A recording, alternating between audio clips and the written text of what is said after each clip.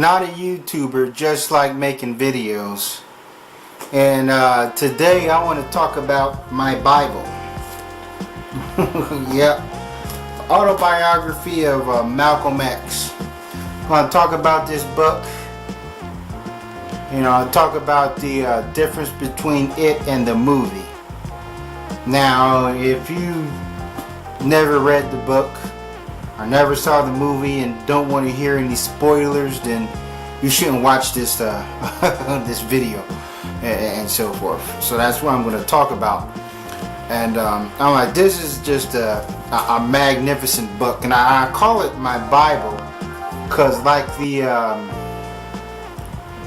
the Bible, the Gideon Bible, King James, there's just a whole lot of parables. Like the Bible is written by ancient men, and he talks about the world around him. And some of the things that's in the Bible just hold true to this day. You know what I'm saying? I'm not doing any Bible thumping, but stuff like the truth shall set you free and so forth. Here you have a lot of that, and the way Malcolm X talks about the world that he lives in, it's almost like this book could have been written in 2014 because a lot of shit hasn't changed. But here I want to talk about this first. There's some other Malcolm X books I want to get my hand on. There's a book called Malcolm X: A Life in Reinvention, written by a dude named Manny Marable. You know what I'm saying? The most unblack name that you can come across. Now this book is a tad bit controversial because I've talked about this book in my Martin Luther King video, because it talks about Malcolm X's, he had homosexual relations. And when I first came across it, I thought that maybe are they saying that Malcolm X had a secret homosexual lover or some shit like that? Because see, now they're trying to go back in the past and say that all are civil rights people, whatever, were gay. But I supposedly when I read reviews of the book, they're just saying that when he was a street peddler or whatever, when he lived life on streets, he prostituted his own self for drug money because he was a drug addict and so forth. I'm gonna have to take that with a grain of salt, definitely. But there's another book that's a rebuttal to that book, and it's called the Liar Reinvention. I forgot who written it. And it's going to rebuke a lot of things that Life in Reinvention, said, the statements in that book and so forth. So, and that's the only reasons why I want to read that book, and I want to read the rebuttal book after that. So I just ordered them off Amazon in a bundle, so it's going to be very interesting, to get a hold of both of those books, because I'm going to be really Malcolm X'd out, because I really can't get enough Malcolm X, even though some of it may be, I admit that the Life in Reinvention, that book is, it raises alarms, highly questionable, but I still want to read it and so forth. But I want to talk about the differences between this book and the Spike Lee film Malcolm X.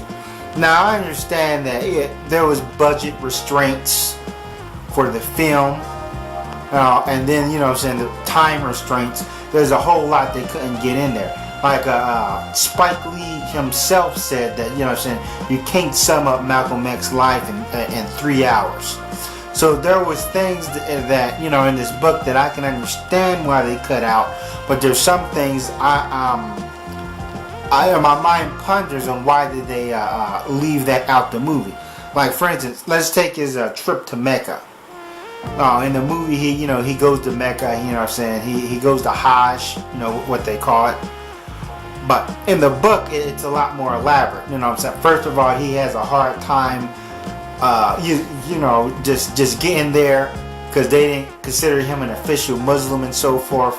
Because he didn't have a prayer rug, and that's because he was a part of the Nation of Islam, even though he was in the process of pointing his views to unorthodox Muslim. So it was like, it was a big hassle for him, to go on the pilgrimage, the holy Mecca.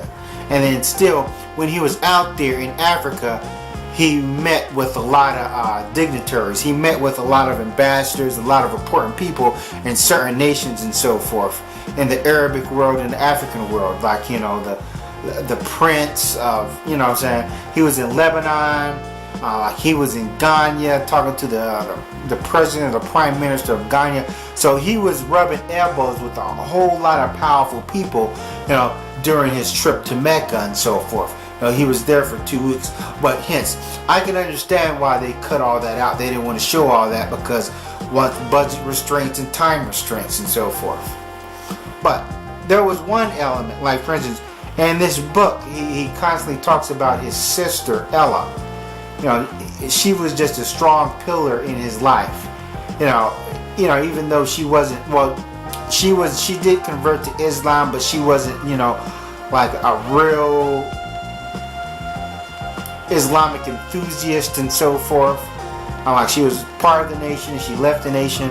But he talks about, I'm like, she financed his trip to Mecca. So I didn't understand it. And he lived with her when we first moved to Boston, and when he first met up with Shorty and so forth. So I don't know why they didn't include her in the movie. And there's also other little tidbits, like, for instance, when he was in prison, I'm like, it was his brother that converted him to Islam. You know, not some guy he ran to in prison. His brother on the outside, and that a lot of his brothers and sisters were converts to Islam that they didn't talk about in the movie and so forth. But still, there's a lot of things that he said that just ring true. You know what I'm saying, today. Like for instance, when he talk about, because in a book he talks about his relationship with the white girl, and in the book he was still messing around with the white girl even after she married. But it says that these white females, they love having their flings with black men, relationships with black men, but they're going to marry the white man, but because it's about social status and it's about security and so forth. That a lot of these white women look at black men as kind of like their playthings. They like to be with them because they're exciting and so forth. And yeah, that rings true today and so forth. That, you know, sometimes it's about social status with these white females, even though a lot of them are attracted to the black man and so forth. He also talked about hustler, that, you know, a hustler, if he has the image that he has something, that he's doing well, it'll generate more income. You know what I'm saying? Like if a hustler, you know, if he has money, if he looks like he has something, you know what I'm saying, that his image there can make him more money. I think about these rappers today, how these rappers are coming to the game almost like they're already established, like they're already made men, and that people will buy into their product and so forth. And you know, there's certain things that I've highlighted in here, like here's something right here. By power, men are forced. Love is engendered by spirit. By power, anxieties are created. You know what I'm saying? I'm like that. You know what I mean? That's like a pearl. You know what I mean? Like something out of the Bible. And I like this one right here. I am in agreement 100% with those racists who say that no government laws can ever force brotherhood. You know what I'm saying? Like for instance, like it doesn't matter if we do get civil rights. It doesn't matter if the government says, okay, white people are supposed to treat black people fair, and affirmative action. If white people don't like us and so forth, if they don't want to have any kind of connections, you know what I'm saying, no government power can force that, you know, and so forth. And you know, it's stuff like that. I'm like, this book is just, you know, littered with these sayings and that just stick through my head over the years. And I think about you know, what he talks about the conflict between you know, like the thing between light-skinned and dark-skinned. You know, light-skinned people get treated better. You know what I'm saying? That holds true. About how middle-class blacks look down on ghetto-dwelling blacks. the black people in lowbrow environment and so forth. And then he talks about how a lot of the middle class blacks, they really work menial jobs, that they're cab drivers and janitors. Like some of them are just they're boot blacks, you know what I mean?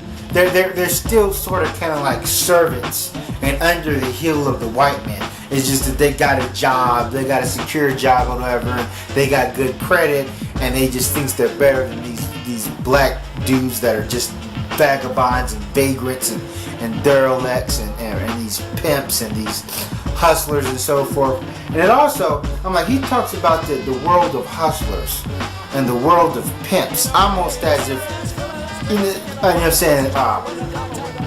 that world is not much different than the world, the street life that we have going on. A lot of dudes to this day still talk about the olden days and so forth.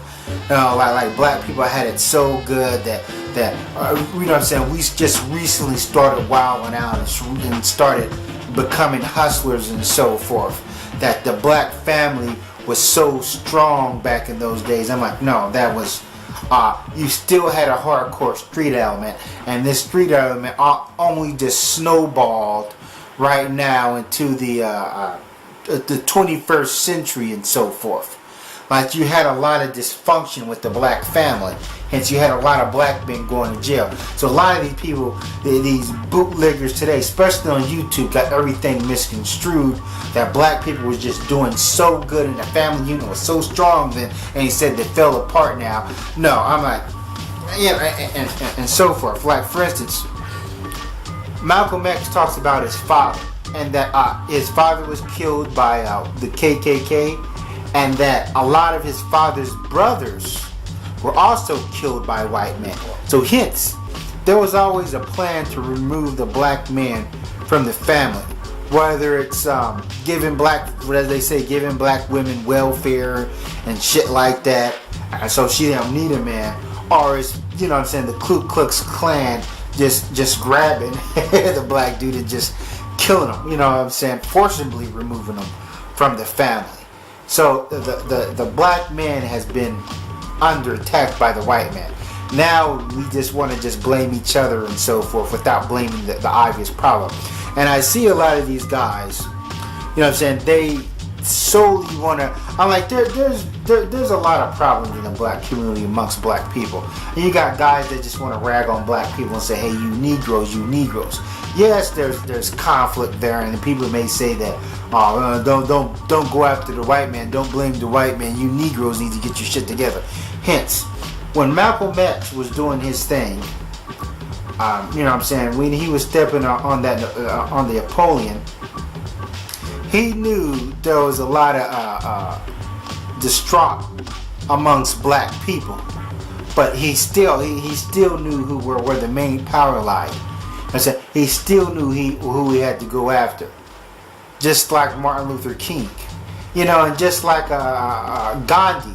Now, I know about Gandhi and so forth. I know about him. What they're saying about him, about how he really thought about black people when he was locked up in that prison in South Africa, and that Gandhi had some sort of homosexual lover. All of these people had homosexual lovers, I guess.